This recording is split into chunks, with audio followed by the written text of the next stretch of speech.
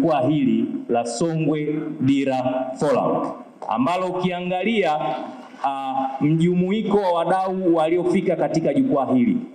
tumegusa kwenye kila eneo, kuanzia wananchi wa kawaida, wajasiriamali na wafanyabiashara wa kawaida kabisa, lakini pia na wadau na wafanyabiashara katika mkoa wetu wa Songwe kwenye sekta mbalimbali. Tumewashirikisha viongozi wetu wa dini pamoja na wadau wengine. Karibia kila kundi katika mkoa wetu wa Songwe, Mheshimiwa Waziri, tumeligusa ili sote kwa pamoja tuweze kujengeana uelewa wa kuweza kutambua dira ya maendeleo ya taifa, maudhui yake, kwa sababu ili tuweze kutekeleza ni lazima kwanza tuielewe. Lakini Mheshimiwa Waziri, katika jukwaa hili tutapata fursa ya kuweza kupata uelewa kutoka kwa wataalamu wako, Ofisi ya Rais Mipango na Uwekezaji, lakini hali kadhalika tutapata fursa ya kuweza kutambua wajibu wetu sisi mamlaka za serikali za mitaa, mikoa, wilaya, halmashauri mpaka kwenye ngazi ya chini. Wajibu wetu ni nini katika utekelezaji wa dira ya maendeleo ya taifa. Lakini Mheshimiwa mgeni rasmi, pia sasa hivi iko programu ya kuweza au ipo fursa ya kuweza kutumia fursa ya ubia kati ya sekta binafsi pamoja na sekta ya umma katika utekelezaji wa miradi mbalimbali ya maendeleo, kwa sababu kuna maeneo ambayo tunaona serikali sio lazima kupeleka fedha.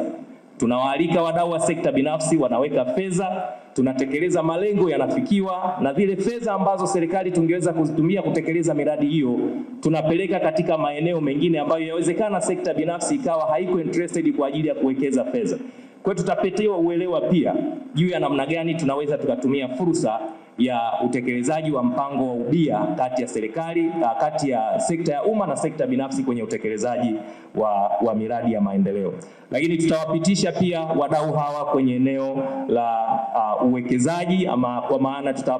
tutawakaribisha wataalamu ambao watawajengea uwezo kwenye eneo la uwekezaji,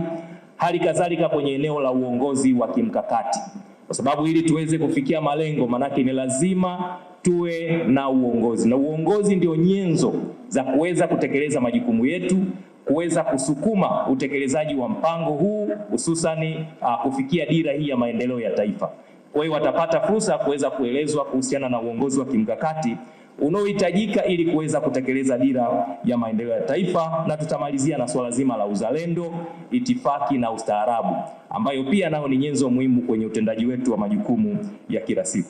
Kwa Mheshimiwa mgeni rasmi, matarajio yetu kwamba jukwaa hili sasa